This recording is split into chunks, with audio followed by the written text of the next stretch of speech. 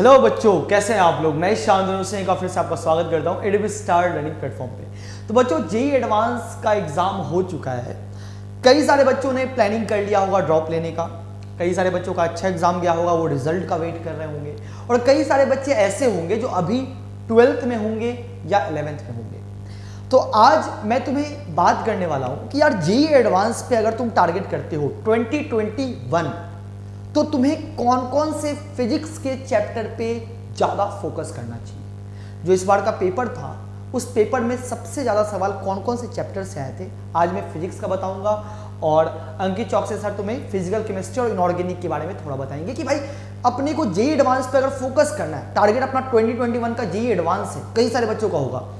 तो यार मैं क्लियरली बताऊँ तो मैं हमेशा ही से बताता था, और ये एनालिसिस मैं पहले भी कर चुका हूँ। 2020 वालों के लिए भी मैंने एनालिसिस पहले ही कर दिया था कि कौन कौन से चैप्टर पे तुम्हें ध्यान देना चाहिए अगर तुम जेईई एडवांस पे फोकस करते हो।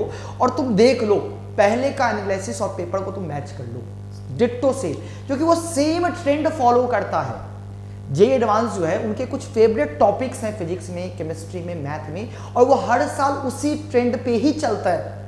तो यार जब हमें पता है कि यही टॉपिक से वो सवाल पूछने वाला है, फ्रेम करने वाला है, तो हम उसी टॉपिक को अच्छे से कंसेप्चुअल डेप्थ में पढ़ें। बाकी टॉपिक्स को भी पढ़ें, बट जिनसे प्रोबेबिलिटी बहुत ज़्यादा है सवाल आने की, उनको हमें कंसेप्चुअल डेप्थ में अच्छे से पढ़ना चाहिए। तो यार मैं अगर फिजिक्स की बात करूँ, क्लियरली मैं तुम्हें बताऊँ, तो इस बार का जो पेपर आया था उसमें सबसे इंपॉर्टेंट जो हर साल का ट्रेंड चलता है कि मैकेनिक्स में जेईई एडवांस सबसे ज़्यादा फोकस करता है रोटेशन के ऊपर। हर साल मिनिमम 3 सवाल रोटेशन के आते ही आते हैं। इस बार भी एक सवाल जो था वो मेंटल एबिलिटी का था, ऐसे करके हाथ फिंगर्स लेके आ रहे हैं, या वो टॉपलिंग वाला सवाल था। तो कहीं ना कहीं अगर तुम देखो तो रोटेशन का सवाल वो हर साल पूछता ही पूछता है, 3 सवाल तो मिनिमम पूछता ही पूछता है। तो मैकेनिक्स में जो फेवरेट पार्ट होता है जेईई एडवांस का, वो रोटेशन होता है। उसके बाद अगर मैं नेक्स्ट पड़ाव पे आऊँ तो 11th में अगला पड़ाव जो आता है वो आता है हीट एंड थर्मोडायनेमिक्स।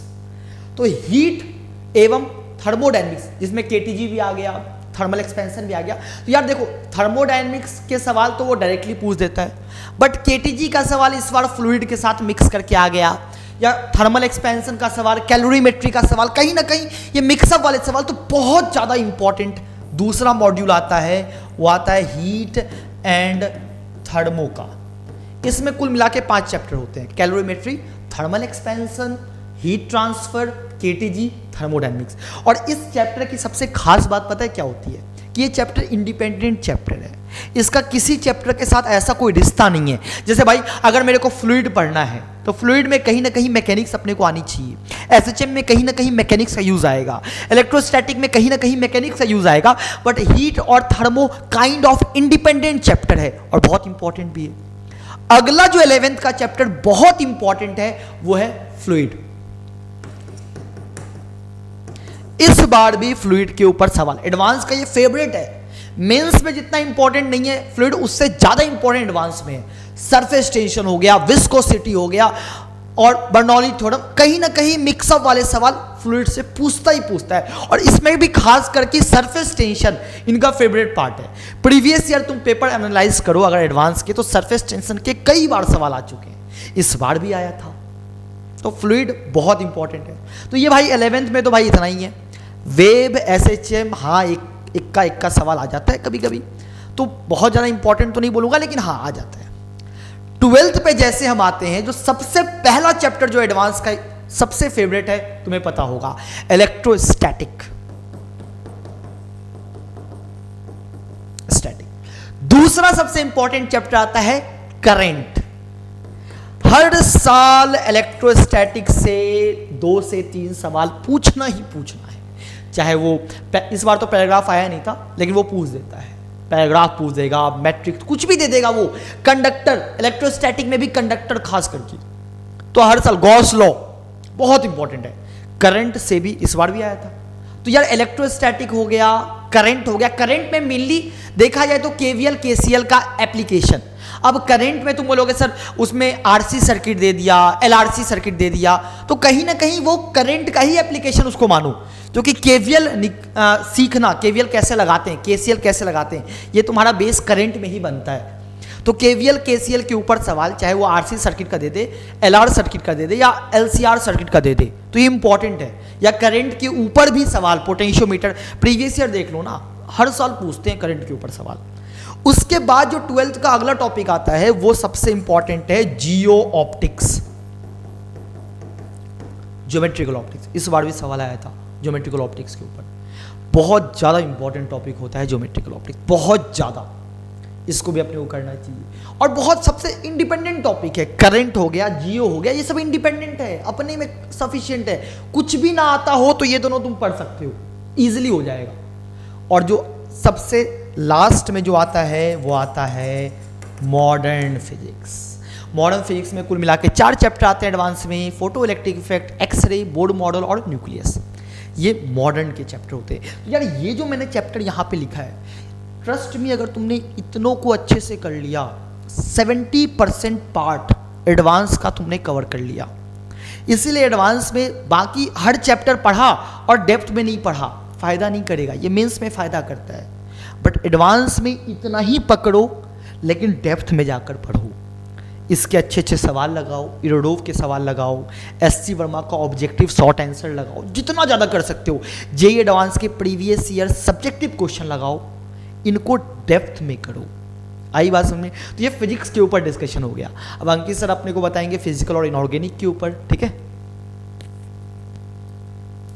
हेलो बच्चों, कैसे हैं आप लोग? देखो, एक चीज़ क्लियर होनी चाहिए एडवांस के लिए। एडवांस कभी आपका रट्टा चेक नहीं करता, कंसेप्ट की क्लियरिटी चेक करता है। कंसेप्ट की क्लियरिटी बहुत ज़्यादा होना चाहिए बच्चों। जैसे मैं बात करूं, सीधी सी बात है, उसने थर्मोडायनेमिक्स से एक क्वेश्चन फ्रेम किया। पहले तो मैं इंपॉर्टेंट टॉपिक बता रहा हूं, है ना। इंपॉर्टेंट टॉपिक की बात करें बच्चों, ध्यान से देखो। तो इंपॉर्टेंट टॉपिक की बात करूं ना, पहली बात तो तुम्हारे दिमाग में जाना चाहिए सॉल्ट एनालिसिस, क्योंकि उसको जेईई मेंस में पूछने का मौका इतना नहीं मिलता जितना मौका एडवांस में रहता है, और उसका वो फायदा उठाना चाहता है। सॉल्ट एनालिसिस, या इस बार मैं बताऊं, आरसीसी हम लोग का कोर्स चल रहा था, केवल कैटायनिक मैंने एनालिसिस करवाया था, इंपॉर्टेंट वाले, है ना। कैटायनिक एनालिसिस करवाया था और मुश्किल से 2.5-3 घंटे की सॉल्ट एनालिसिस की क्लास ली थी। दोनों क्वेश्चन उससे आ गए, दोनों क्वेश्चन उससे आए हुए हैं। तो यहाँ पे जैसे सिंपल बोला उसने, अमाइल अल्कोहल वगैरह यूज किया था, दिमाग में तुरंत क्लिक करना चाहिए। CRO5 अपना अमाइल अल्कोहल में स्टेबल होता है, कोऑर्डिनेट बॉन्ड बना लेता है उसके साथ। तो ये चीज बिल्कुल क्लियरिटी होनी चाहिए। तो सॉल्ट एनालिसिस बहुत इंपॉर्टेंट टॉपिक है। अब अगला आप खुद ही बता दोगे, इनऑर्गेनिक में कोऑर्डिनेशन कंपाउंड पूछना ही पड़ेगा, इतना बड़ा चैप्टर है भाई, अरे पूछना ही पड़ेगा। पीरियोडिक जनरली नहीं पूछता, लेकिन इस बार पीरियोडिक पूछ लिया। तो ऐसा नहीं है कि किसी चैप्टर को छोड़ के चले जाना है, और कंसेप्ट पे ही पिंच करेगा वो। बात करूं मैं पीरियोडिक, पीरियोडिक लेस इंपॉर्टेंट होता था, लेकिन पूछ लिया, है ना। और केमिकल बॉन्डिंग तो है ही भाई, केमिकल बॉन्डिंग तो है, ये तो जान है इतने सारे चैप्टर की, तो इसको कैसे छोड़ दे, है ना। और मेटलर्जी से भी पूछ लेता है, इस बार एल्यूमिनियम वगैरह के बारे में उसने पूछ लिया, ठीक है। तो देखो वो प्रोसेस में जा रहा है, मेटलर्जी में भी, वहां पे आपकी कंसेप्ट की क्लियरिटी चेक कर रहा है। Na3AlF6 का क्या काम है, ये सारी चीजें वो पूछ सकता है आपसे, है ना। जैसे मैं बात करूं पी ब्लॉक, हाँ पी ब्लॉक की बहुत ज्यादा इंपॉर्टेंस है। अब देखो इस बार क्या किया उसने पी ब्लॉक में, ध्यान से देखना, रिडॉक्स चैप्टर में एक कुछ अपना क्या कहते हैं, हाइपोक्लोराइड, क्लोरेट और पर क्लोरेट के बारे में इंफॉर्मेशन दी हुई है कि डिसप्रोपोर्शनेट होगा तो सेम आयंस प्रोड्यूस करेंगे कि नहीं। तो वहां से उसने कनेक्ट कर दिया। तो जहां पे बच्चे डाउन होते हैं ना, वहां पे वो हिट करने की कोशिश करता है। बात समझ में आ रहा है? तो हर चैप्टर को एडवांस के लिए प्रॉपर तरीके से, जो हार्ड टॉपिक है उनकी ज्यादा से ज्यादा प्रॉब्लम प्रैक्टिस करो। फिजिकल की बात करूं बच्चों, थर्मोडायनेमिक्स, तुम जानते ही हो थर्मोडायनेमिक्स बहुत इंपॉर्टेंट है। थर्मो में क्या करा, वॉन डेर वाल की गैस इक्वेशन लगा दी, और बिल्कुल जो बेसिक कंसेप्ट होते हैं ना, याद हो अपन रिवर्सिबल इरिवर्सिबल प्रोसेस के लिए अलग अलग डेरिवेशन करते हैं, तो वहां पे सारी बातें वो कर रहा था कि कौन सी इक्वेशन वैलिड होगी, कहां पे वैलिड होगी, कहां पे वैलिड नहीं होगी। थर्मोडायनेमिक्स क्लियर है ना। और अपना देखो केमिकल इक्विलिब्रियम, यहाँ पे उसने एक ग्राफ दे दिया, केमिकल इक्विलिब्रियम में एक ग्राफ दे दिया, केमिकल इक्विलिब्रियम और आयनिक इक्विलिब्रियम दोनों जगह से। यहाँ पे आयनिक इक्विलिब्रियम में बच्चों उसने टाइट्रेशन की तरफ चला गया। आपकी सीबीएसई में एक सिलेबस है टाइट्रीमेटिक एनालिसिस, जहां पे याद है वो NaOH की 3 रीडिंग सेम आ रही है, उसी रीडिंग को लेना, उससे क्वेश्चन फ्रेम हो गया। तो बहुत सारे चैप्टर हैं अपने फिजिकल केमिस्ट्री में। देखो रिडॉक्स हो गया, रिडॉक्स से भी क्वेश्चन पूछा गया है। अपना क्या हो गया, आयनिक या केमिकल इक्विलिब्रियम की बात कर लूँ, थर्मो वाले पार्ट की बात कर लूँ, लिक्विड सोल्यूशन की बात कर लूँ, ये सारे इंपॉर्टेंट चैप्टर। इलेक्ट्रोकेमिस्ट्री, और इतनी कैलकुलेशन करवा दी इस बार इलेक्ट्रोकेमिस्ट्री में, क्या बताऊँ। तो इलेक्ट्रोकेमिस्ट्री बहुत ज़्यादा इंपॉर्टेंट चैप्टर है। केमिकल काइनेटिक्स हो गया, सॉलिड में भी उसने कंसेप्ट लगवा दिए। तो बेसिकली वो कोशिश भी कर रहा है कि सब कुछ कवर अप कर लूं और ऐसी जगह हिट करूं जहां बच्चे वीक रहते हैं। तो बहुत ज्यादा अच्छे प्रॉब्लम की प्रैक्टिस जरूरत है। नंबर ऑफ क्वेश्चन से मतलब नहीं है प्रैक्टिस में, क्वालिटी क्वेश्चंस आप कितने कर रहे हो उसकी वैल्यू है, उसकी वैल्यू है। तो इन सारी चीजों को प्रॉपर वर्कआउट करो, जितना ज्यादा अच्छे क्वेश्चंस करोगे उतना फायदे में रहोगे। और क्वेश्चन देके घबराना नहीं है, जितना बढ़िया प्रॉब्लम्स करोगे उतना अच्छा रहेगा आपके लिए। ठीक है, चलो बच्चों। और अगर सपोज करो तुम लोग जेई 2021 में एडवांस या मेंस का प्रिपरेशन कर रहे हो, तो तुम अभी एटीपी का जो बैचेस लॉन्च हुआ है वॉरियर 3.0, एकलव्य 3.0, अगर तुम्हें कंसेप्ट प्लस क्वेश्चन चाहिए तो, और अगर तुम्हें सिर्फ प्रॉब्लम सॉल्विंग ही चाहिए कि सर प्रॉब्लम सॉल्विंग हर टॉपिक का मिल जाए मेंस प्लस एडवांस, तो तुम उसके लिए अभिमन्यु बैच ज्वाइन कर सकते हो, जो कि ऑलरेडी स्टार्ट हो चुका है। ठीक है, तो अच्छा रहेगा, 3 मंथ में अपना सिलेबस भी कंप्लीट हो जाएगा और तुम्हारे प्रिपरेशन को एक डायरेक्शन भी मिल जाएगी।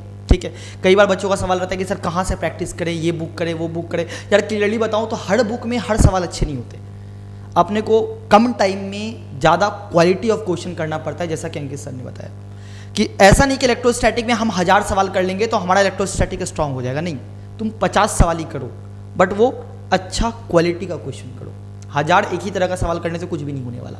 तो वो क्वालिटी का क्वेश्चन कई बार हमें हर बुक में नहीं मिल पाता है, एक बुक में वो 85 सवाल नहीं होंगे। इसीलिए हमने जो यहाँ पे डीपीपी या एमपीपी बनाते हैं, हम लोग मिक्सअप देते हैं, हर क्वालिटी के सवाल को टच करते हैं। तो इसलिए तुम ये बैच ज्वाइन कर सकते हो। अगर तुम किसी ऑर्गेनाइज्ड कोर्स की तलाश में हो और तुमने अभी तक ज्वाइन नहीं किया है, तो तुम ये बैचेस एटीपी का ज्वाइन कर सकते हो। ठीक है, मिलते हैं अगले वीडियो में, बाय। और वीडियो को लाइक और शेयर करना मत भूलना। Bye, take care, all the best.